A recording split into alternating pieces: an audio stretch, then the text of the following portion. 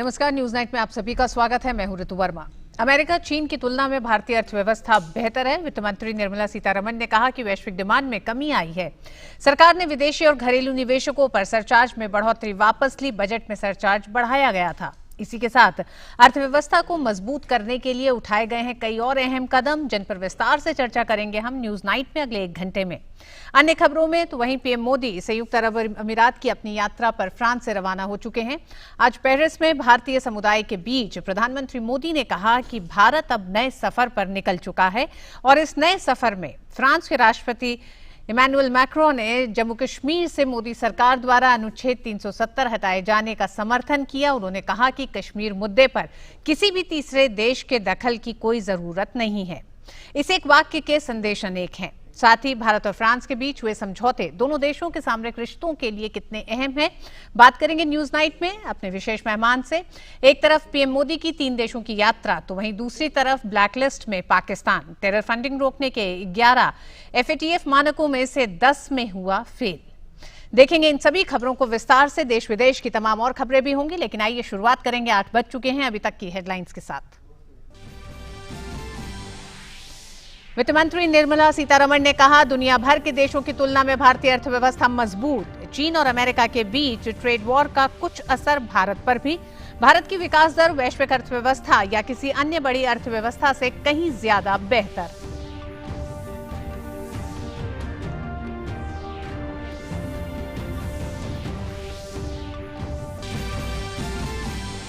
वित्त मंत्री ने किया बड़ा ऐलान, कैपिटल गेन्स पे सरचार्ज वापस लिया जाएगा।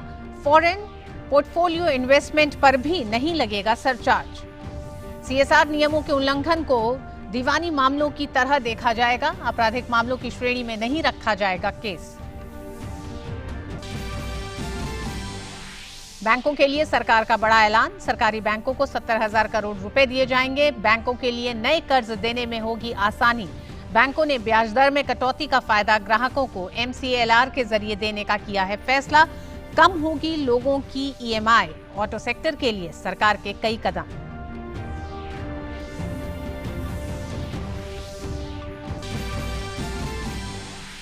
फ्रांस दौरे के दूसरे दिन पीएम मोदी ने एयर इंडिया के 2 विमान हादसों में मारे गए लोगों के सम्मान में एक स्मारक का किया उद्घाटन। यूनेस्को मुख्यालय में भारतीय समुदाय को किया संबोधित। कहा, 2019 का जनादेश सिर्फ न्यू इंडिया के निर्माण के लिए। भ्रष्टाचार, परिवारवाद, जनता के पैसे की लूट, आतंकवाद के खिलाफ हो रही है कार्रवाई।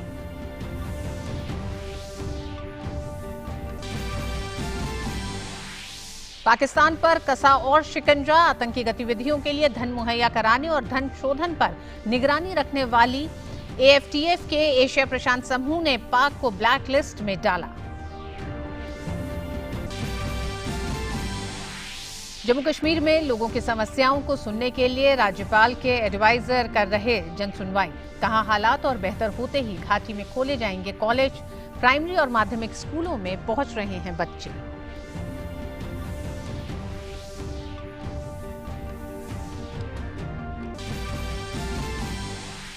INX मीडिया मामले में ईडी की याचिका पर पी चिदम्बरम को सुप्रीम कोर्ट 26 अगस्त तक गिरफ्तारी से अंतरिम संरक्षण मामला 26 अगस्त के लिए सूचीबद्ध।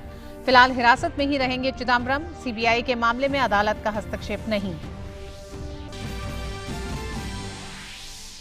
पहले क्रिकेट टेस्ट में टीम इंडिया की बल्लेबाजी जारी। 7 विकेट के नुकसान पर 242 रन। रविंद्र जडेजा और ईशांत शर्मा क्रीज पर।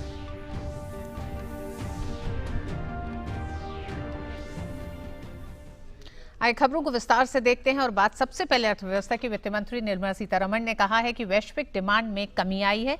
उन्होंने कहा कि भारत में आर्थिक मंदी नहीं है। चीन, अमेरिका और यूरोपीय देशों की तुलना में भारत की अर्थव्यवस्था बेहतर कर रही है।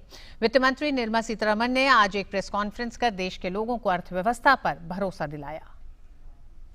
वित्त मंत्री निर्मला सीतारमण ने आज एक प्रेस कॉन्फ्रेंस कर देश के लोगों को अर्थव्यवस्था पर भरोसा दिलाया। वित्त मंत्री ने भारतीय अर्थव्यवस्था के ताजा हालात पर सरकार के कदमों की जानकारी दी और कहा कि दुनिया भर के देशों की तुलना में भारतीय अर्थव्यवस्था बेहतर हालात में है। उन्होंने आगे कहा कि बेहतर हालात में होने के बावजूद हमें ये नहीं भूलना चाहिए कि चीन और अमेरिका के बीच ट्रेड वॉर का कुछ असर भारत पर भी देखा जा रहा है, लेकिन सरकार सब तरह से इकोनॉमी को संभालने की दिशा में आगे बढ़ रही है। We are still the economy which is growing higher than most other economies, be they advanced, be they emerging. And therefore, we are doing everything in order that we respond to wealth creators, respond to the economy, and make sure every specific challenge that is being faced by industry is addressed by us. वित्त मंत्री निर्मला सीतारमण ने बड़ा ऐलान करते हुए कहा कि capital gains पर सरचार्ज वापस लिया जाएगा। सरकार के इस कदम के बाद माना जा सकता है कि इससे शेयर बाजार में निवेश करने वाले निवेशकों को काफी फायदा होगा। The enhanced surcharge on FPI goes. In simple words. In other words, the pre-budget position is restored. Surcharge on domestic investors too in the equity market goes. Pre-budget position is restored. वित्त मंत्री ने तमाम कर सुधारों का ऐलान किया और कहा कि कॉरपोरेट सामाजिक दायित्व यानी CSR नियमों के उल्लंघन को दीवानी मामलों की तरह देखा जाएगा। इसे आपराधिक मामलों की श्रेणी में नहीं रखा जाएगा। There is no intention of the government to go on the prosecution route. CSR will only be treated as a civil matter and not at all as a criminal matter. वित्त मंत्री ने ऑटो सेक्टर को मजबूती देने के लिए तमाम कदमों का ऐलान किया। इसके तहत वाहन खरीद बढ़ाने के लिए सरकार कई योजनाओं पर काम कर रही है। Any vehicle acquired from now till March of 2020 will benefit from an additional 15% depreciation, so taking it to a total of 30% depreciation on all of them. सरकार ने बैंकों के लिए भी कई कदमों का ऐलान किया। निर्मला सीतारमण ने कहा कि सरकारी बैंकों को 70,000 करोड़ रुपए दिए जाएंगे। ऐसे में बैंकों के लिए नए कर्ज देने में कोई परेशानी नहीं होगी। Additional credit expansion through public sector banks. Up front, we are releasing the 70,000 crores and additional lending and liquidity to the tune of 5 lakh crores can be made available by providing this upfront capital for the PSBs. We are very clear that this will benefit all the corporates, retail borrowers, MSMEs and small traders as well. वित्त मंत्री ने कहा कि बैंकों ने ब्याज दर में कटौती का फायदा ग्राहकों को MCLR के जरिए देने का फैसला किया है। इससे ब्याज दरों में की गई कटौती का लाभ सीधे ग्राहकों तक पहुंचेगा और उनकी EMI कम होगी। जाहिर है सरकार के तमाम कदमों से न केवल अर्थव्यवस्था को फायदा होगा बल्कि आम आदमी को भी राहत मिलेगी। अभिषेक झा के साथ news night desk, DD news. और वित्त मंत्री ने कहा कि सरकार के एजेंडे में सुधार सबसे ऊपर है। और आज की प्रेस कॉन्फ्रेंस पे विस्तार से चर्चा के लिए रुख करते हैं सीधे अपने संवाददाता अजय मिश्र का। बहुत धन्यवाद रितु। और आज वित्त मंत्री ने कई सारे लोगों से एक साथ बातें की। उन्होंने विदेशी निवेशकों को बताया कि उनके ऊपर किसी भी तरह का सरचार्ज नहीं लगेगा और पूरे दुनिया को यह बताया कि अगर कोई ब्राइट स्पॉट अगर इस वक्त है निवेश के लिए तो वो भारत है, क्योंकि भारत सबसे तेज रफ्तार अर्थव्यवस्था है। आइए समझने की कोशिश करते हैं कि आज प्रेस कॉन्फ्रेंस में बड़ी बातें क्या निकल करके आई हैं। पहली बात, कैपिटल गेन्स पर जो सरचार्ज है उसको वापस लिया गया और ये निवेशकों के लिए बहुत बड़ी खबर। फॉरेन पोर्टफोलियो इन्वेस्टर्स पर यानी FPI पर सरचार्ज नहीं लिया जाएगा, यानी बजट से पहले की जो स्थिति थी वो अब बिल्कुल फिर से बरकरार हो गई है। सबसे ज्यादा विदेशी निवेशक भारत में ज्यादा से ज्यादा निवेश कर पाए उसके लिए प्रोत्साहित करने की दिशा में एक बड़ा कदम। स्टॉक मार्केट को जो ये मुश्किल थी उनके सामने, ये देखिए GST रिफंड के जो मामले हैं ये भी बहुत बड़ा MSMEs के लिए 30 दिनों के भीतर उनको रिफंड जारी किया जाएगा। टैक्स नोटिस के लिए केंद्रीय सिस्टम होगा और टैक्स के लिए किसी को भी परेशान नहीं किया जाएगा। तो ये प्रोसीजरल चेंज 1 अक्टूबर से केंद्रीय सिस्टम से नोटिस भेजे जाएंगे जिससे टैक्स उत्पीड़न की घटनाओं पर रोक लगेगी।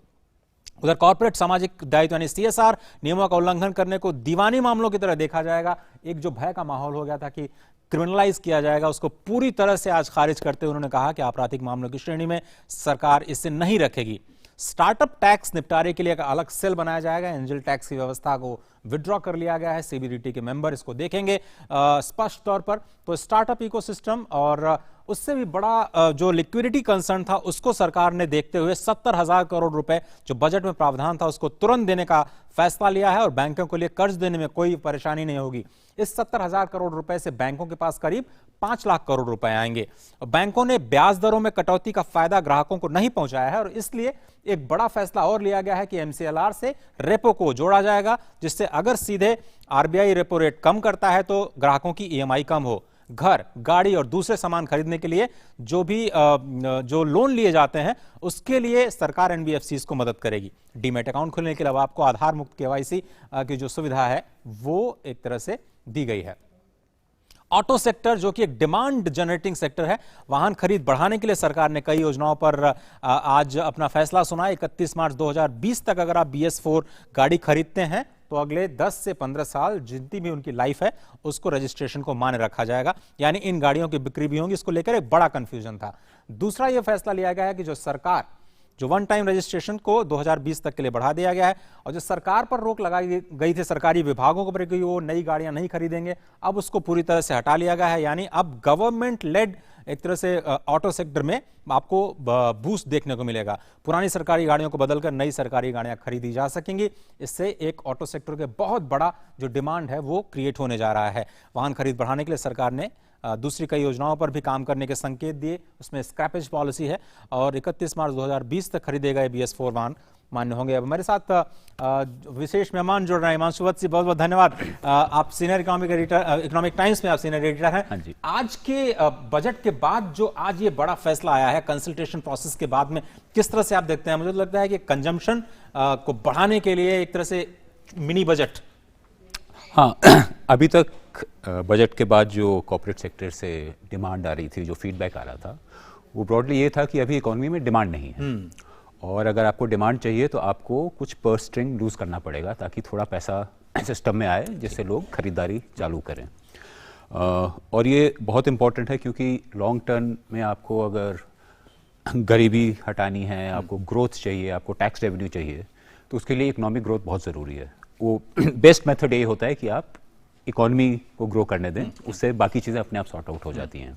इंडस्ट्री के कई डिमांड्स थी, जैसे ऑटोमोबाइल सेक्टर है, वो मेरे ख्याल से 20 साल से इतना ख़राब नहीं था जितना बिल्कुल अभी डेटा आया था। तो बहुत सख्त ज़रूरत थी कुछ करने की और सरकार का अभी तक अप्रोच ये रहा है और जो एक बहुत अच्छा अप्रोच है कि पहली चीज़ ये है कि आप इकोनॉमी को ठीक रखें, इन्फ्लेशन को कंट्रोल करें, फिस्कल डेफिसिट ठीक रखें। जब आप ये कर लेते हैं तब आपके पास गुंजाइश होती है कि ज़रूरत पड़ने पे आप एक बूस्टर डोज दें। तो ये बूस्टर डोज था। तो ये जो रेट सेंसिटिव जो सेक्टर्स हैं, मिसाल के तौर पर बैंक्स और ऑटो, इसको एड्रेस करने के पीछे क्या वजह मानते हैं? क्या ये सबसे ज्यादा डिमांड जनरेट करते हैं और इसका सीधा फायदा अर्थव्यवस्था को होता है, इसलिए ऐसा किया गया? बैंक्स तो बहुत इंपॉर्टेंट हैं क्योंकि कोई भी सेक्टर है उस बिना लोन के, चाहे इन्वेस्टमेंट का लोन हो, वर्किंग कैपिटल लोन है, उसके बिना इकोनॉमी की गाड़ी चलती नहीं है। तो ओवरऑल इकोनॉमिक ग्रोथ का जो बेसिक इंजन है वो बैंकिंग सेक्टर है और अभी तक क्योंकि कुछ लेगेसी रीजंस की वजह से, हिस्टोरिक रीजन की वजह से बैंक्स में काफ़ी ख़राब हालात रहे थे। तो अब 4-5 साल जो सिस्टम की क्लीनिंग हुई है उसके बाद बैंक्स अभी इस हालत में हैं कि उनको अगर कैपिटल दिया जाए तो वो दोबारा लेंडिंग चालू करें, लेंडिंग को एक्सेलरेट करें। और साथ में एक और अनाउंसमेंट भी किया था फाइनेंस मिनिस्टर ने अभी कि जो ऑनेस्ट डिसीजन बैंकर लेगा उस पे आप बिना मतलब के उसको हरास नहीं करेंगे। तो जो जेन्युइन विजिलेंट केसेस हैं और जो दूसरे जो ऑनेस्ट इंटेंशन से किए गए हों, तो उससे भी जो बैंकिंग ऑफिशियल्स हैं, जो अधिकारी लोग हैं, उनको भी कॉन्फिडेंस आएगा कि आप। तो बैंक को मतलब दोनों तरह से मदद की गई। एक तो उनके सिस्टम्स को और ज़्यादा ट्रांसपेरेंट बनाने की, मिसाल के तौर पर OTS को और ज़्यादा ट्रांसपेरेंट बनाने का चेक बॉक्स सिस्टम कह रहे हैं कि अगर आप OTS करें तो उसको बिल्कुल ट्रांसपेरेंट कीजिए। और दूसरी बात कि अगर आपके पास लिक्विडिटी की प्रॉब्लम है तो करीब हम इस कैपिटलाइजेशन के जरिए 5 लाख करोड़ रुपए इकोनॉमी में और डाल रहे हैं, तो फिर आप प्रोडक्टिव सेक्टर को लेंड कर पाएँ। क्योंकि अभी ऐसा सिचुएशन था, कोई प्रोजेक्ट लगाना भी चाहता हो तो बैंक, कईयों के पास तो पैसे नहीं हैं, डूबते डूबते बचे हैं। और दूसरा जो बैंक अधिकारी है वो घबरा रहा है कि अगर मैंने लोन दे दिया 5 साल बाद कोई मुझे पकड़ने ना आ जाए, आपने क्या कर दिया था। जबकि वो ईमानदारी से आज की सिचुएशन देख के लोन देता है। तो ये ओवरऑल कॉन्फिडेंस बिल्डिंग और फंडिंग के साथ बैंक सेक्टर। और सर एक जो एमएसएमईज के लिए बहुत बड़ा ऐलान ये किया गया कि जीएसटी के जो रिफंड्स आ नहीं पाते थे, अब वो कह रहे हैं कि वो 30 दिनों के भीतर आ जाएंगे और अगर फ्रेश डिमांड होती है तो 60 दिनों के भीतर उसका निपटारा होगा। यानी ये जो टाइमलाइंस डिसाइड कर रही है सरकार और कमिट कर रही है कि इसको आप क्या मानते हैं? क्या ये एक तरह से गवर्नेंस रिस्ट्रक्चरिंग है, रिफॉर्म है, एक बड़ा कदम टैक्स डिपार्टमेंट के लिए? देखिए, ये एक लॉजिकल स्टेप है, क्योंकि जब जीएसटी इंट्रोड्यूस किया गया था तो कई छोटे दुकानदार जिनके पास कोई अकाउंटेंट नहीं है, जिनको बैलेंस शीट और टैक्स का जो काफ़ी कॉम्प्लेक्स लॉज लगते हैं, उनका बहुत रेजिस्टेंस था कि हम जीएसटी नहीं करना चाहते। जी। लेकिन सरकार ने बोला कि ये ओवरऑल नेशनल इंटरेस्ट में एक बहुत अच्छी चीज़ है। उसके बाद ये शिकायत थी कि क्योंकि जीएसटी में क्या होता है कि आप टैक्स पे करते हैं, वो सेट ऑफ होता है, आपको रिफंड भी मिलता है। अगर वो रिफंड नहीं मिलेगा तो जो छोटा व्यापारी है, जो छोटा बिजनेसमैन है, वो तो बर्बाद हो जाएगा। उसका पैसा बिल्कुल फंसा हुआ है, बिल्कुल पैसा फंस जाएगा। जहाँ पैसा फंसेगा तो उसका बिजनेस नहीं चल पाएगा, क्योंकि उसको रॉ मटेरियल खरीदना है, उसको बाकी टैक्सेस देने हैं, उसको सैलरी देनी है। और कई एमएसएमई के लोग बोलते हैं कि बहुत लंबे अरसे से ये पेंडिंग पड़े हुए थे। कुछ लोग कहते हैं कि सालों तक पैसा फंसा हुआ था। तो जब एक तरफ से सरकार ने बोला है कि हम एक नया टैक्स सिस्टम जिसमें आप अवॉइड नहीं कर पाएंगे, आप इवेड नहीं कर पाएंगे, वो ला रहे हैं, लेकिन इसके साथ साथ ये भी अब सरकार ने दिखाया है कि हमारी जो रिस्पॉन्सिबिलिटी है वो हमने कर दी है। अब आपको सामने से रिस्पॉन्ड करना है। हाँ जी। अक्टूबर का मुझे लगता है महीना काफ़ी इंपॉर्टेंट होने जा रहा है, जब वो ये कह रहे हैं कि टैक्स सिस्टम को पूरी तरह से ऑनलाइन कर देंगे। जितने भी नोटिसेस हैं वो बिल्कुल ऑनलाइन जाएंगी और उसको एक विद इन टाइमलाइन में आपको एड्रेस करना होगा। विजयादशमी का टाइम उन्होंने दिया है कि जब फेसलेस स्क्रूटनी शुरू हो जाएगी। टैक्स टेररिज्म को लेकर के बहुत बड़े बड़े जगह पे जो कमेंट किए गए, अब लगता है कि पूरी तरह से वो खत्म होने के कगार पे है। हाँ, ये बहुत अच्छी दिशा में ये कदम है, क्योंकि जो हमारे टैक्स अधिकारी हैं मेजॉरिटी वो अच्छा काम करना चाहते हैं, और कुछ जो उसमें ब्लैक शीप थे उनको रिटायर भी किया गया है, सरकार ने अनाउंस किया है। तो अब ये सिस्टम होगा कि जितना भी कम्युनिकेशन हो, जहाँ तक पॉसिबल हो, वो एक कंप्यूटर जनरेटेड आपकी स्क्रूटनी हो या असेसमेंट हो, उसमें कुछ डाउट आएगा, एक कंप्यूटर जनरेटेड मैसेज चला जाएगा, आप उसको रिस्पॉन्ड करें। कुछ ऐसा नहीं होगा कि किसी ने एक इंडिविजुअली किसी अधिकारी ने आपको चिट्ठी दे दी कि आप पेश हो जाइए मेरे दफ्तर में, बिल्कुल नेगोशिएट कर रहे हैं। तो वो पूरी तरह वाइप आउट हो जाएगा। तो इसमें भी जैसे जीएसटी के साथ किया है, टैक्स पेयर को सरकार का मैसेज ये है कि आप ईमानदारी से टैक्स दीजिए। जब आप ईमानदारी से टैक्स दे रहे हैं तो हम आपको तकलीफ नहीं देंगे, हम आपको तंग नहीं करेंगे। फाइनल क्वेश्चन, वित्त मंत्री ने यह कहा कि यह केवल पहला स्टेप है, यानी अभी उन्होंने ऑटो को, बैंक को, टैक्सेशन को, लेबर रिफॉर्म्स को और कुछ कुछ जगहों पे जो कॉर्पोरेट गवर्नेंस है उसको टच किया है।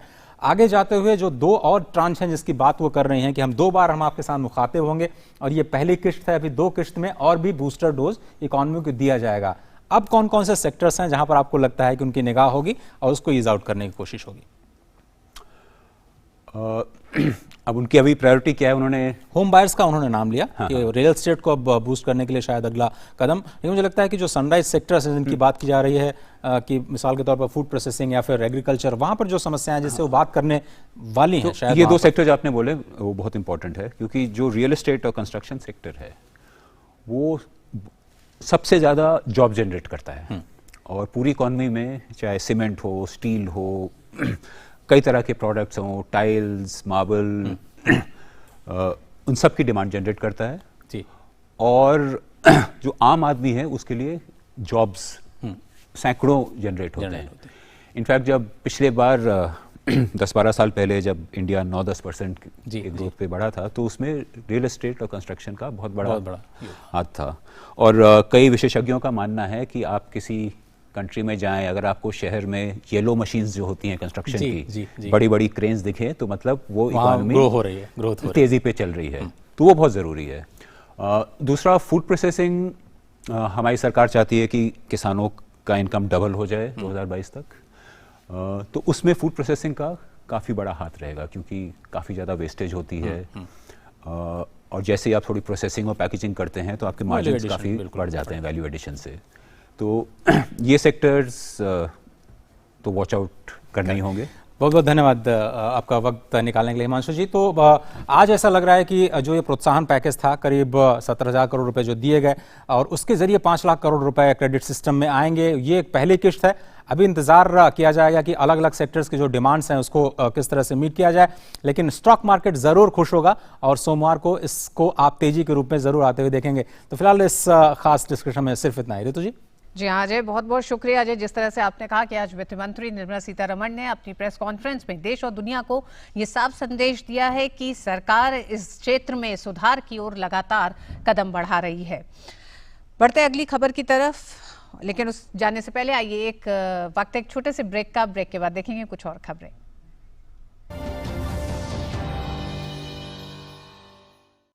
पक्की होगी बुनियादें तो हंसे हिंदुस्तान होगा।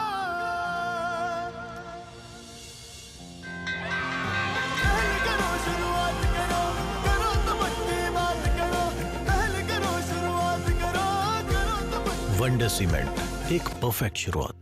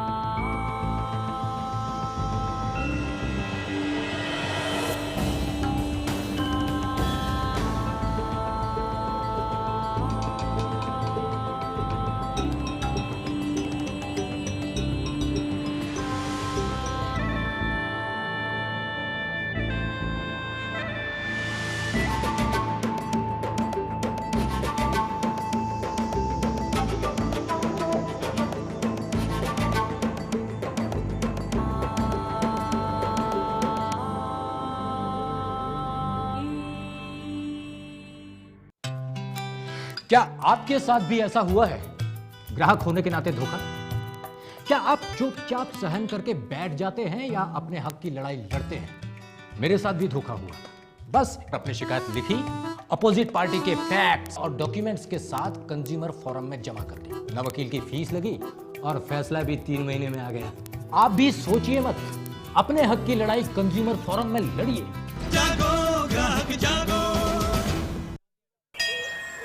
अरे सर गुरजीत नाम सर, एक तो सवाल था, ये आधार कार्ड हम गरीबन के लिए क्या करता है? आधार कार्ड सरकार गरीबों के लिए बहुत सारा पैसा भेजती है, लेकिन उस पैसे में से काफी सारा पैसा बीच में ही लीक हो जाता है, बिल्कुल इस पाइप की लीकेज की तरह। तो सर इसमें आधार कार्ड क्या करता है? पाइप में छेद करने वाले बेईमानों को पहचान लेता है और पैसा सीधे गरीबों के खाते में। ये तो फायदे की चीज है सर। तभी तो मैं कहता हूँ बेटा, आधार अपना लो।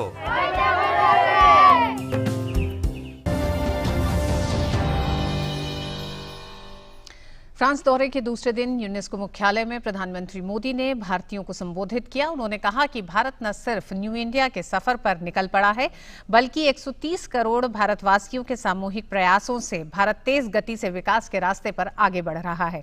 उन्होंने नए भारत के नए उद्देश्यों को भी रेखांकित किया। प्रधानमंत्री ने नए भारत के लिए कुछ लक्ष्य बताए और कहा कि सभी भारतीय लोगों के सामूहिक प्रयास से इनको आसानी से हासिल किया जा सकता है।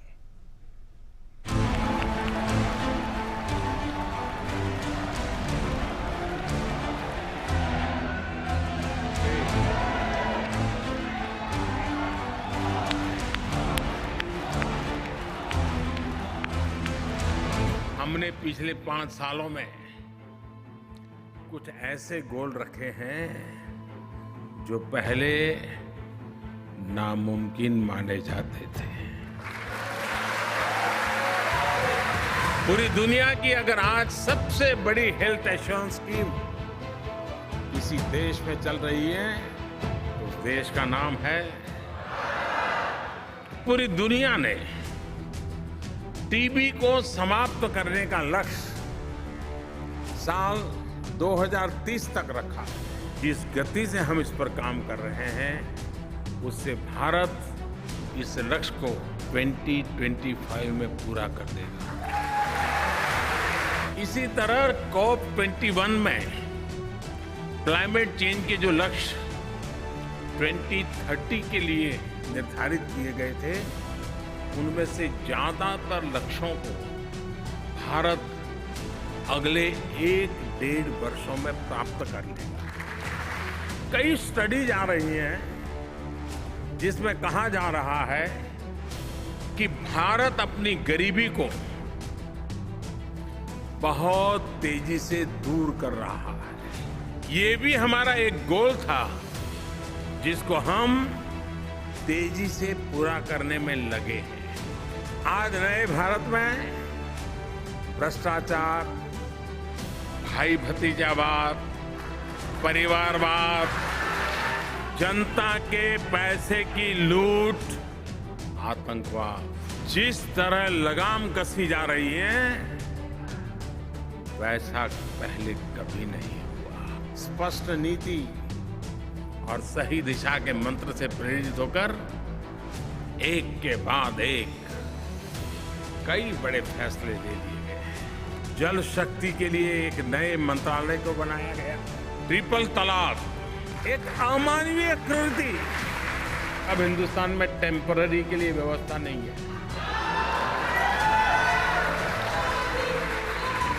रिफॉर्म, परफॉर्म, ट्रांसफॉर्म देश चल पड़ा है, चलता रहेगा, मकसद को भी पूरा करेगा, मंजिल को भी प्राप्त करेगा।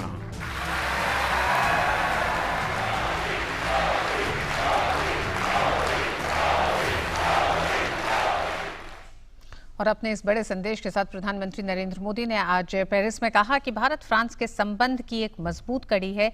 भारतीय प्रवासी यूनेस्को मुख्यालय में प्रधानमंत्री मोदी ने भारतीयों के बीच कहा कि सोलर से सोशल और तकनीक से स्पेस तक के संबंध दोनों देशों की साझा मूल्यों पर टिका है।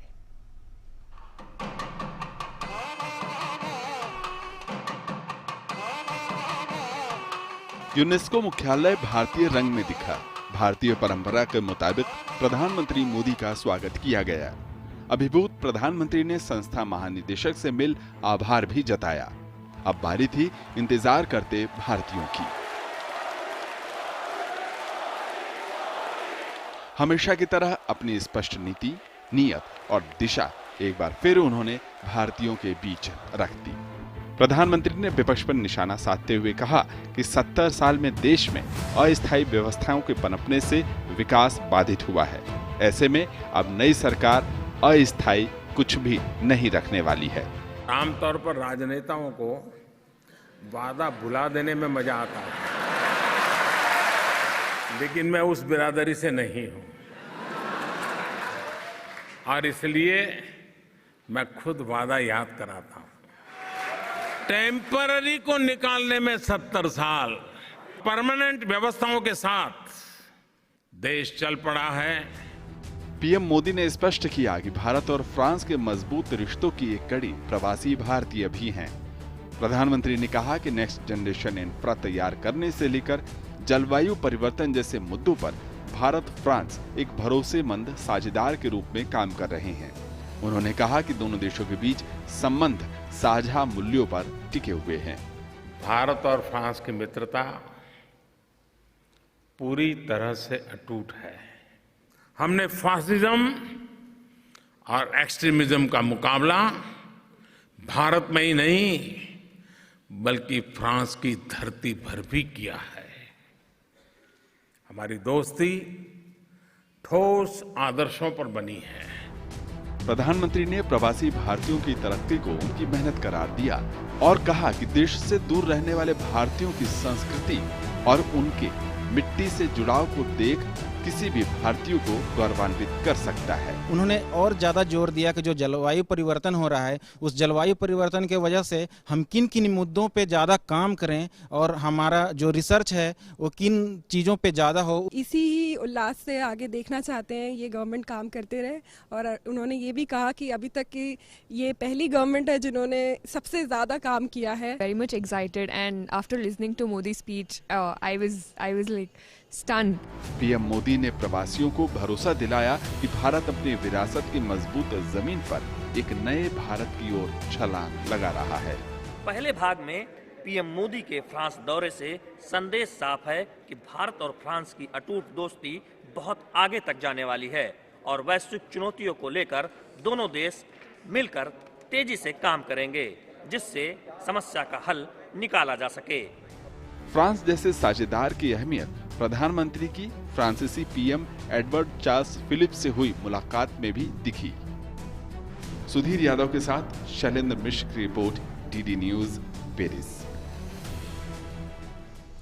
और भारत और फ्रांस की अटूट मित्रता में एक और कड़ी जोड़ते हुए प्रधानमंत्री मोदी ने एयर इंडिया के 2 विमान हादसों को समर्पित मेमोरियल का उद्घाटन किया। उन्होंने हादसे में मारे गए भारतीयों को श्रद्धांजलि दी। पीएम ने फ्रांस की सरकार, राष्ट्रपति मैक्रों और फ्रांस की जनता का आभार भी व्यक्त किया।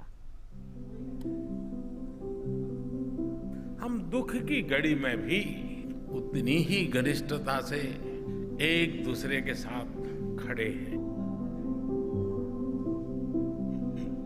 इसका उदाहरण फ्रांस में हुए एयर इंडिया के 2 विमान हादसों का ये स्मारक भी है।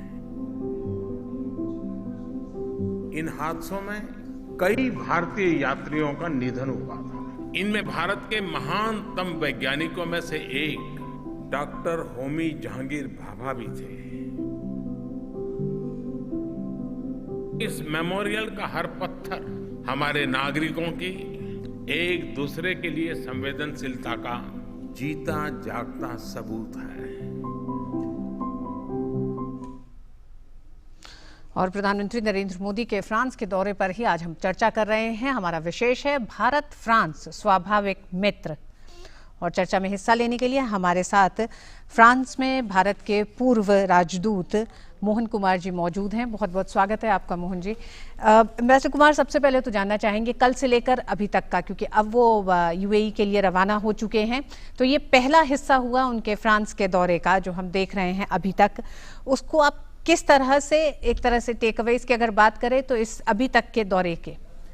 तो एक तो ये बात हो गई कि शोले फिल्म में एक गाना है, ये दोस्ती हम नहीं तोड़ेंगे, तो वो एक बात से वो बार बार प्रधानमंत्री कह रहे थे, वो अपनी भाषण में भी कह रहे थे कि अटूट है।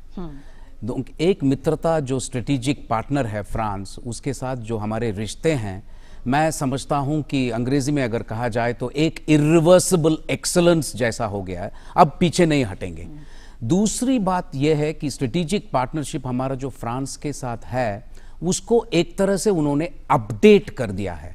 जॉइंट स्टेटमेंट देखेंगे तो उसमें काफी एक रोड मैप मिल गया है आपको साइबर सिक्योरिटी और डिजिटल एनवायरनमेंट के बारे में। तो ये सब चीजें जो हैं हम 10 साल पहले सोच नहीं सकते थे, लेकिन आज के माहौल में ये जरूरी है कि स्ट्रेटेजिक पार्टनरशिप ऐसा डेवलप करें, इवॉल्व करें, ताकि जो चुनौती है आज के तारीख में वो चुनौतियों को भी हम साथ संभालें। तो एक तो वो मैसेजिंग हो गई। दूसरा मैं समझता हूं कि वो भारतवासियों को, प्रवासियों को जो फ्रांस में हैं, उनको खुद बताना चाहते हैं प्रधानमंत्री जी कि भाई क्या क्या हो रहा है हिंदुस्तान में, क्योंकि उनको तो एक ही तरीका है, वो जो न्यूज़पेपर पढ़ते हैं या न्यूज़ देखते हैं, आपके चैनल देखते हैं, तो वो एक बात है। लेकिन प्रधानमंत्री खुद जब कहते हैं कि भाई ये हम कर रहे हैं, जैसे आप देखिए COP21 जो क्लाइमेट चेंज अकॉर्ड है, उसमें प्रधानमंत्री जी ने यह कहा कि हम तो ऑब्जेक्टिव्स बहुत पहले ही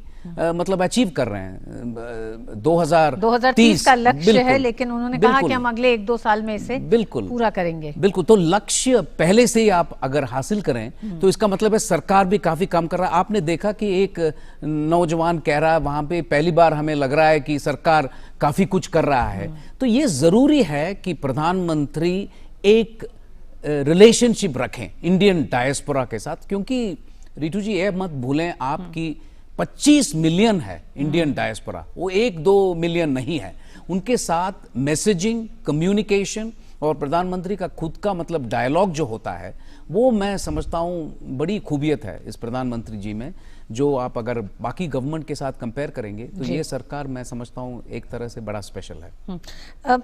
एम्बेसडर कुमार, क्या आपको लगता है कि इस मंच से प्रधानमंत्री ने जहां भारत के आने वाले समय के नए भारत के नए गोल गिनाए, साथ ही साथ $5 ट्रिलियन की इकोनॉमी को एक तरह से उसके जो तमाम संभावनाएं हैं वो कौन से क्षेत्र हो सकते हैं जहां फ्रांस और भारत की दोस्ती और मजबूती के साथ नए अंजाम भी दे सके।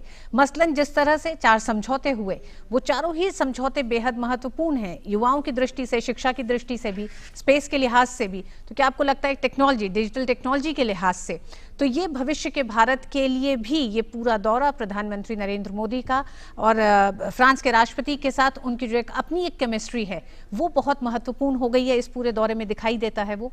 बिल्कुल, क्योंकि आज की तारीख में अगर आप 5 ट्रिलियन इकोनॉमी बनना चाहते हैं, एक ही तरीका है, आपको नॉलेज इकोनॉमी बनना पड़ेगा।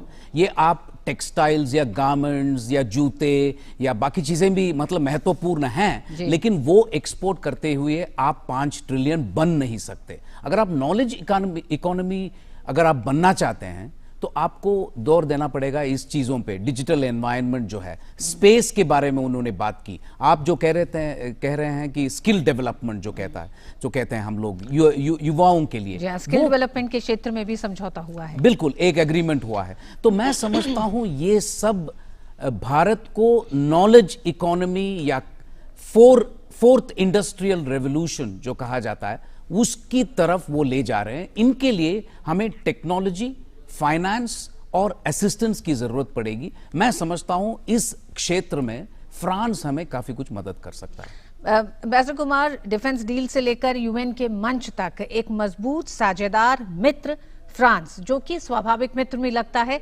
प्रधानमंत्री ने बहुत साफ कहा कि भारत और फ्रांस की दोस्ती में कहीं स्वार्थ नहीं है। तो जो हम कुछ समय पहले पढ़ भी रहे हैं, इसकी बात भी लगातार हो रही है, क्या रूस का विकल्प फ्रांस है? आज जिस तरह से प्रधानमंत्री ने फ्रांस के साथ अपनी मित्रता और तमाम एक साझा संस्कृति की जो उन्होंने बात की है, वो इस पूरे कथन को भी मतलब एक तरह से अब इस परिदृश्य से बाहर करती है। मैं समझता हूं कि जैसे मैं डिप्लोमेट रहा 40 साल तक, मैं कंपेयर नहीं करूंगा। रूस के जो हमारे ताल्लुकात हैं वो अपनी जगह है, और फ्रांस के साथ जो ताल्लुकात हमारा जो बन रहा है हमारे आंखों के सामने, वो एक बड़ी स्पेशल चीज है। तो मैं समझता हूं कि ये जीरो सम गेम नहीं है जिसमें हम कह सकते हैं कि भाई हम फ्रांस आज बहुत स्पेशल पार्टनर बन गया है और ये रशिया के एक्सपेंस में बन रहा है। लेकिन आपकी बात सही है एक तरह से कि आप अगर मुझसे आज फ्रैंकली पूछेंगे कि ऐसा एक स्ट्रेटेजिक पार्टनरशिप आप बताएं जिसमें बिल्कुल एक प्रॉब्लम भी नहीं हो, मैं आपको जरूर यह कहूंगा कि फ्रांस ही ऐसा शायद एक स्ट्रेटेजिक पार्टनरशिप है जिसके साथ मल्टीफैसेटेड भी है, पीपल टू पीपल रिलेशनशिप भी है, युवाओं के लिए है, टेक्नोलॉजी भी है, अब साइबर सिक्योरिटी भी हो गया है। तो मैं समझता हूं इस तरह का ब्रॉड रेंजिंग पार्टनरशिप जो है वो शायद एक ही देश के साथ है, हमारा जो है फ्रांस के और साथ। वो दिखाई भी देता है। पहले हिस्से की अपनी यात्रा में जिस कम समय में प्रधानमंत्री ने जहां द्विपक्षीय वार्ता की, सामरिक और रणनीतिक साझेदार मित्र के साथ कई ऐसे समझौते किए, टेरर, आतंकवाद जैसे मसले पर भी एक मजबूत बात हुई है। साथ ही साथ वहीं वहां की जनता के साथ एक संवाद कायम किया है, जिस तरह से वो उस मेमोरियल पर गए और श्रद्धांजलि अर्पित की है, और फिर वहां जो इंडियन डायस्पोरा है, तो आयाम काफी बड़े रहे इस पूरी यात्रा के। बिल्कुल, और उनका मैसेजिंग देखिए, वो प्रधानमंत्री का अपना भी एक इनिमिटेबल स्टाइल मैं कहूंगा। उन्होंने कहा कि इंफ्रा जो अंग्रेजी में कहते हैं, नॉर्मली वो इंफ्रास्ट्रक्चर है। प्रधानमंत्री जी ने आज कहा कि इंफ्रा का मतलब है इंडिया फ्रांस।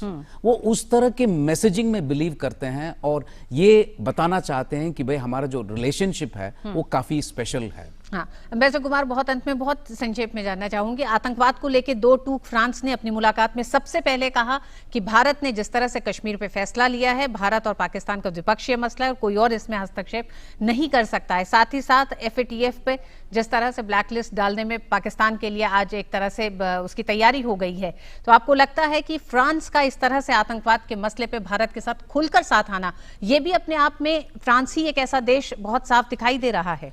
इस तरह का अनकंडीशनल सपोर्ट जो हमें उनसे मिल रहा है, मैं समझता हूं कि बहुत कम देशों से मिलता है। वो एक तो साफ साफ कह देते हैं कि भाई ये तो क्रॉस बॉर्डर टेररिज्म का मुद्दा है। दूसरा, वो कहते हैं कि भाई हम टेररिस्ट ऑर्गेनाइजेशंस का नाम बताएंगे। जॉइंट स्टेटमेंट में लश्कर ए तैयबा का नाम है। बहुत कम जॉइंट स्टेटमेंट आपको मिलेंगे जिसमें टेररिस्ट क्योंकि खास तौर से बहुत देश मानते हैं कि भाई गुड टेररिस्ट हैं, बैड टेररिस्ट हैं, हमारे नेशनल्स को मारते नहीं हैं तो हम क्यों कहें। वो ठीक है, उस तरह के टेररिस्ट गुड टेररिस्ट हैं, लेकिन फ्रांस समझता है अल कायदा और इस्लामिक स्टेट और उसके बाद वो लश्कर तैयबा, क्योंकि इस तरह से मैं समझता हूं कि एक जो देश है जो हमारे फीलिंग को समझता है, हमारे इंटरेस्ट को समझता है, और इस तरह का अनकंडीशनल सपोर्ट जो मिल रहा है, मैं समझता हूं कि एक काफी स्पेशल स्ट्रेटेजिक पार्टनरशिप है। जी हाँ, बिना किसी लाग लपेट, बिना किसी संकोच के फ्रांस ने बहुत साफ दो टूक शब्दों में आतंकवाद के खिलाफ भारत के साथ न सिर्फ खड़ा दिखाई दिया है, बल्कि भारत के जो अभी तक कदम रहे हैं और खासकर जम्मू कश्मीर में जो भारत का कदम रहा है उस पर भी मजबूती के साथ भारत का समर्थन भी किया है। बहुत बहुत शुक्रिया मोहन कुमार जी आपका स्टूडियो आने का और चर्चा के लिए। वक्त एक छोटे से ब्रेक का, ब्रेक के बाद देखेंगे कुछ और खबरें। देखते रहिए न्यूज़ नाइट।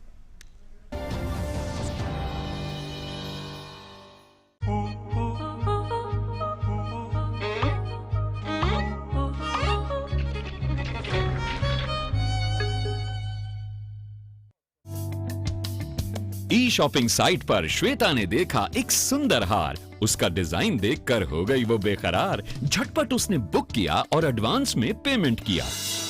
लेकिन ये क्या, ये नहीं था वो हार जिससे श्वेता को हुआ था प्यार। शॉपिंग साइट के इस व्यवहार से श्वेता तो हुई हैरान परेशान। आप भी शॉपिंग साइट से खरीदारी करते समय रहें सावधान। जानें उनके नियमों को, टर्म्स एंड कंडीशंस का रखें ध्यान। जागो ग्राहक जागो। अरे मैडम, लगता है आपको अपनी धरती से प्यार नहीं है। ये क्या कह रहे हैं आप? मैं नहीं कह रहा हूँ, ये कह रहा है। हमारा रोजी रोटी इस दरिया से चलती है, पर आज प्लास्टिक के कचरे में समुद्र घुट घुट के मर रहा है। प्लास्टिक को पूरी तरह नष्ट होने में कई 100 साल लगते हैं।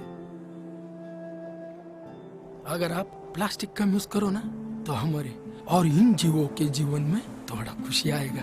हाथ जोड़ने विनती है, रिक्वेस्ट है आपसे। समझ गई मैडम। अगर आप प्लास्टिक रीयूज नहीं कर सकती तो उसे रिफ्यूज कीजिए और ये थैला यूज कीजिए। खादी का है। Thank you sir. आज से नो प्लास्टिक बैग। वाह क्या बात है। चलिए एक और जुड़ गया ग्रीन गुड डीड्स अभियान से। हम सबको भी करनी है हर दिन ग्रीन गुड डीड्स, यानी कुछ हरे भरे काम अपनी धरती के नाम।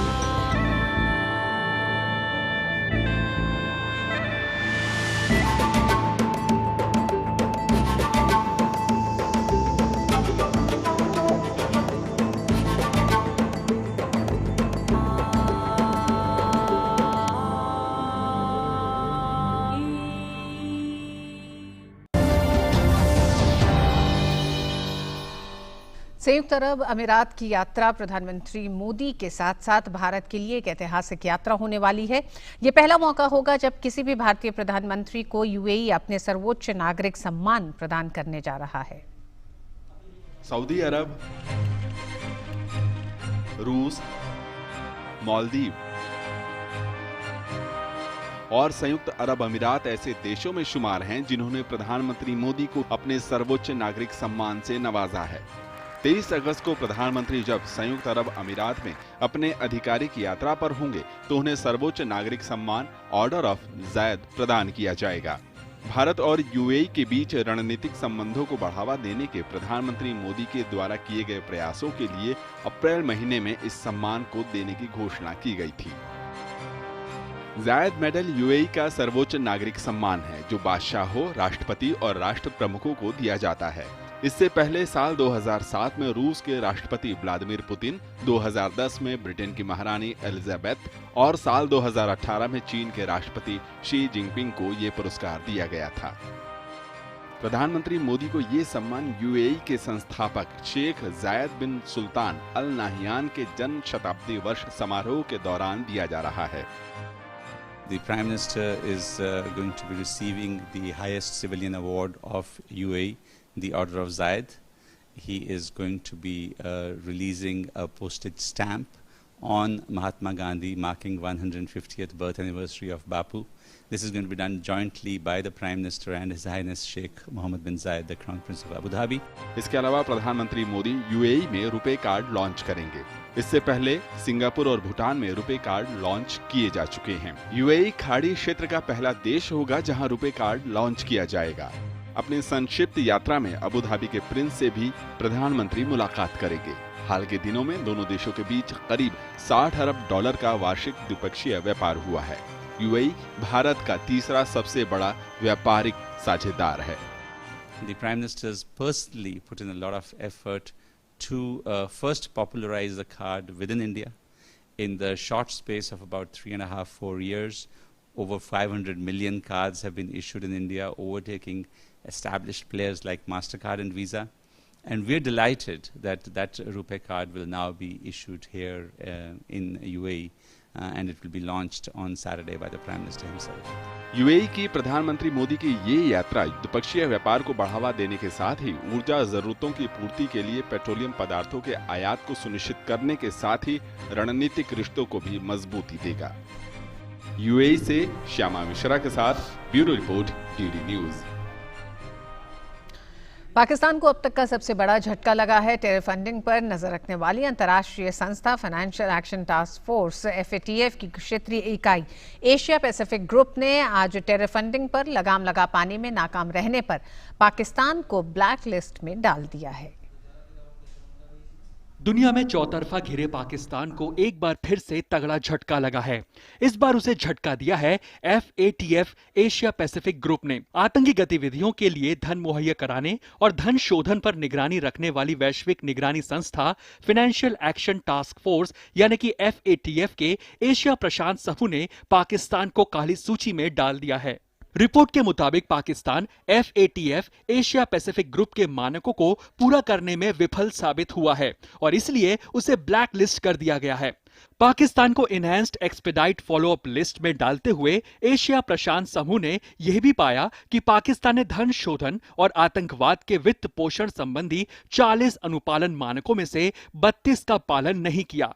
आतंकवादी गतिविधियों के लिए धन मुहैया कराना और धन शोधन के 11 प्रभावी मानकों में से पाकिस्तान 10 में खरा नहीं उतर पाया है। FATF APG की बैठक ऑस्ट्रेलिया की राजधानी कैनबरा में आयोजित की गई। शुक्रवार को समाप्त हुई बैठक में 2 दिन में करीब 7 घंटे से ज्यादा समय तक चर्चा चली। पाकिस्तान के अनुपालन रिकॉर्ड की समीक्षा वाली कार्रवाई अमेरिका, ब्रिटेन, जर्मनी और फ्रांस ने पेश की। भारत APG और FATF दोनों का सदस्य है। इस बैठक के गृह, विदेश मंत्रालय और वित्त मंत्रालय के अधिकारियों की टीम ने प्रतिनिधित्व किया। पाकिस्तान को अक्टूबर में काली सूची में जाने से बचने पर ध्यान केंद्रित करना होगा। अक्टूबर में FATF की 27 बिंदु कार्य योजना की समय सीमा समाप्त हो जाएगी। अब यह माना जा रहा है कि पाकिस्तान FATF की काली सूची में जा सकता है। जानकारों के मुताबिक आज का फैसला काफी अहम है और पाकिस्तान के लिए यह काफी मुश्किल होने वाला है। तमाम देशों के दबाव के बाद फाइनेंशियल एक्शन टास्क फोर्स यानी कि FATF पाकिस्तान को जून 2018 से संदिग्ध सूची में डाल चुका है। APG की ओर से पाकिस्तान के खिलाफ प्रतिकूल तथ्य पाए जाने के बाद अक्टूबर 2019 से उसे नकारात्मक रडार पर रखा जाएगा। इसके मायने हैं कि पाकिस्तान के लिए दिक्कतें और बढ़ेंगी। News night desk, DD news. Jammu Kashmir में हालात सामान्य होने पर राज्य प्रशासन ने लोगों की समस्याओं को दूर करने को प्राथमिकता पर रखा है। राज्यपाल के सलाहकार अपने कार्यालय में लोगों की समस्याओं के लिए सुनवाई कर समस्याओं को जल्द से जल्द दूर कर रहे हैं। प्रशासन का कहना है कि हालात और बेहतर होने पर जल्द ही कॉलेज भी खोले जाएंगे। जम्मू कश्मीर में अनुच्छेद 370 हटाने के बाद राज्य में लगी पाबंदियां धीरे धीरे समाप्त हो रही हैं और हालात सामान्य हो गए हैं। कश्मीर के अधिकतर हिस्सों में प्रतिबंधों में ढील दे दी गई है। जगह जगह से अवरोधक हटने से सड़कों पर यातायात धीरे धीरे बढ़ रहा है। स्थिति शांतिपूर्ण है और शुक्रवार को घाटी के किसी भी हिस्से से किसी तरह की अप्रिय घटना की कोई खबर नहीं मिली। टेलीफोन सेवाएं अधिकतर स्थानों पर बहाल हो गई हैं। ओवरऑल स्टेट में जो लैंडलाइंस हैं वो 70-80 हज़ार हैं, उसमें से काफ़ी मेजॉरिटी की लैंडलाइन खुली हैं और बाकी जहाँ पर कुछ बची हैं उसके ऊपर होम डिपार्टमेंट और बाकी डिपार्टमेंट जो है वो उसके ऊपर कार्रवाई कर रहे हैं। स्थिति में सुधार को देखते हुए श्रीनगर और घाटी के अन्य जिला मुख्यालय शहरों में लोगों और यातायात का आवागमन धीरे धीरे बढ़ रहा है। माध्यमिक स्तर तक के स्कूलों में शिक्षकों और सरकारी कार्यालयों में कर्मचारियों की उपस्थिति बढ़ रही है। प्रशासन स्कूली बच्चों को पूरी सुरक्षा की गारंटी दे रहा है और उसका कहना है कि हालात सामान्य होने पर जल्द ही कॉलेज भी खोले जाएंगे। हम स्टार्ट कर रहे हैं प्राइमरी स्कूल से पहले, फिर उसके बाद में मिडिल स्कूल में जाएंगे और जैसे ही हालात और नॉर्मलाइज होते हैं तो फिर जो हायर क्लासेस हैं उनको भी स्टार्ट करने के लिए फैसला करेंगे। इस बीच राज्यपाल के सलाहकार अपने कार्यालय में लोगों की समस्याओं के लिए सुनवाई कर रहे हैं। विकास से संबंधित जो भी कार्य है, जो भी डिपार्टमेंट हैं, वो के शर्मा जो है गवर्नर के सलाहकार हैं, डेवलपमेंट सलाहकार हैं और इस तरीके से जो है जहाँ तमाम जो लोग आ रहे हैं, जिसमें नौजवान हैं, वृद्ध हैं और बुजुर्ग हैं, तमाम जो लोग हैं वो यहाँ पे आए हुए हैं और जो एडवाइज़र हैं उनको अपनी शिकायतें जो है दर्ज करा रहे हैं। एडवाइज़र जो है तुरंत जो है मौके पर ही जो है निस्तारण के लिए जो है आदेश कर रहे हैं।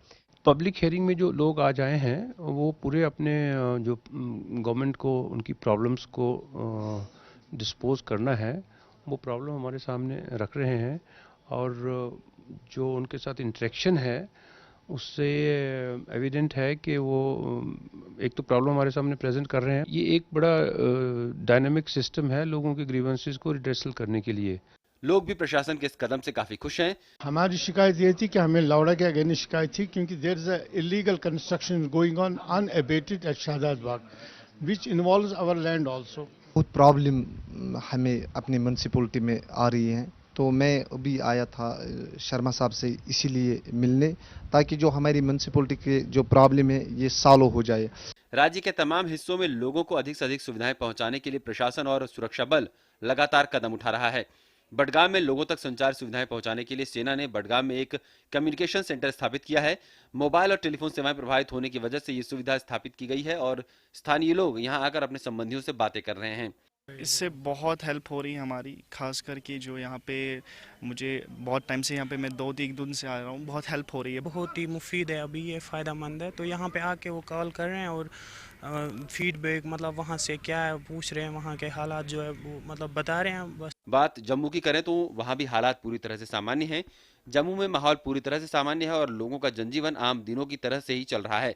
लोगों को भी किसी तरीके की दिक्कत नहीं है। जम्मू के तमाम स्कूलों की तरह मदरसों में भी सामान्य पढ़ाई हो रही है। छात्र कक्षाओं में आ रहे हैं और उनकी कक्षाएं नियमित रूप से चल रही हैं। कुल मिलाकर राज्य में हालात सामान्य हैं और आने वाले दिनों में बाकी पाबंदियां भी हट जाएंगी।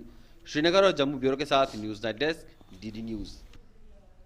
2019 के चुनाव से पहले कुछ विपक्षी पार्टियों ने कांग्रेस को नकारात्मक राजनीति से बचने की सलाह दी थी, लेकिन अब खुद कांग्रेस के बड़े नेता प्रधानमंत्री नरेंद्र मोदी के शासन का मॉडल पूरी तरह नकारात्मक गाथा नहीं है, ये कह रहे हैं। जयराम रमेश ने कहा कि मोदी में सिर्फ नकारात्मक बातें खोजने से कोई फायदा नहीं है। जयराम रमेश के बाद अभिषेक मनु सिंघवी ने भी यही बात कही। 2019 के चुनावों में मिली करारी हार के बाद अब कांग्रेस के दिग्गज नेता भी पीएम के कार्यों और उनकी सरकार की नीतियों का खुलकर समर्थन कर रहे हैं। कांग्रेस के वरिष्ठ नेता जयराम रमेश ने एक पुस्तक के विमोचन के मौके पर कहा, प्रधानमंत्री नरेंद्र मोदी के शासन का मॉडल पूरी तरह नकारात्मक गाथा नहीं है और उनके काम के महत्व को स्वीकार नहीं करके और हर समय उनकी नकारात्मक छवि पेश करके कुछ हासिल नहीं होने वाला है। यह वक्त है जब हम मोदी के काम और 2014 से 2019 के बीच उन्होंने जो किया उसके महत्व को समझें, जिसके कारण वह सत्ता में लौटे। इसी की वजह से 30% मतदाताओं ने उनकी सत्ता में वापसी करवाई। जयराम रमेश के बयान के समर्थन में शुक्रवार को पार्टी के कई वरिष्ठ नेता सामने आए और कहा कि व्यक्ति की नहीं बल्कि सरकार की नीतियों और गलतियों की आलोचना होनी चाहिए। कांग्रेस के वरिष्ठ नेता अभिषेक मनु सिंघवी ने रमेश का समर्थन करते हुए कहा कि प्रधानमंत्री की नकारात्मक छवि पेश करना गलत है और ऐसा करके विपक्ष एक तरह से उनकी मदद करता है। सिंघवी ने रमेश के बयान का हवाला देते हुए ट्वीट किया, काम हमेशा अच्छा, बुरा या मामूली होता है। काम का मूल्यांकन व्यक्ति के आधार पर नहीं बल्कि मुद्दों के आधार पर होना चाहिए। जैसे उज्ज्वला योजना कुछ अच्छे कामों में से एक है। कांग्रेस सांसद और पूर्व केंद्रीय मंत्री शशि थरूर ने कुछ लोगों के ट्वीट का जवाब देते हुए रमेश के विचार का समर्थन किया।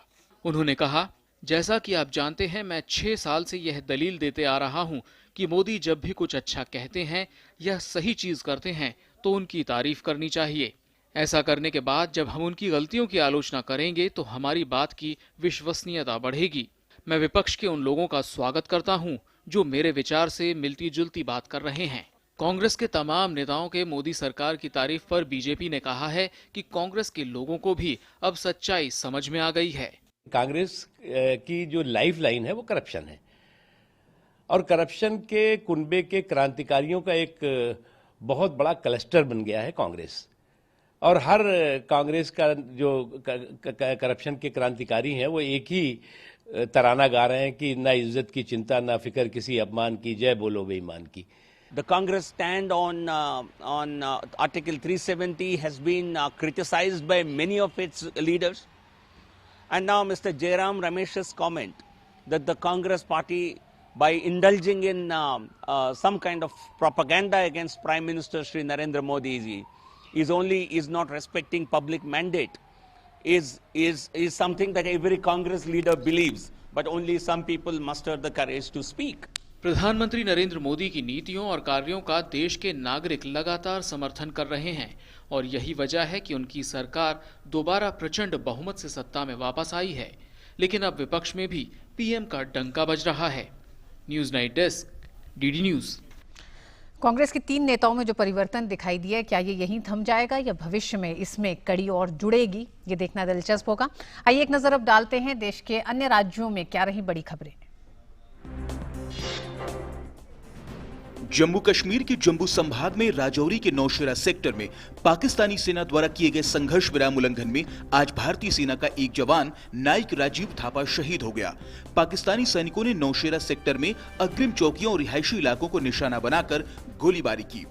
भारतीय सैनिकों ने भी करारा जवाब दिया। भारतीय सेना ने पाकिस्तानी सैनिकों को हताहत किया और चौकियों को भारी नुकसान पहुंचाया।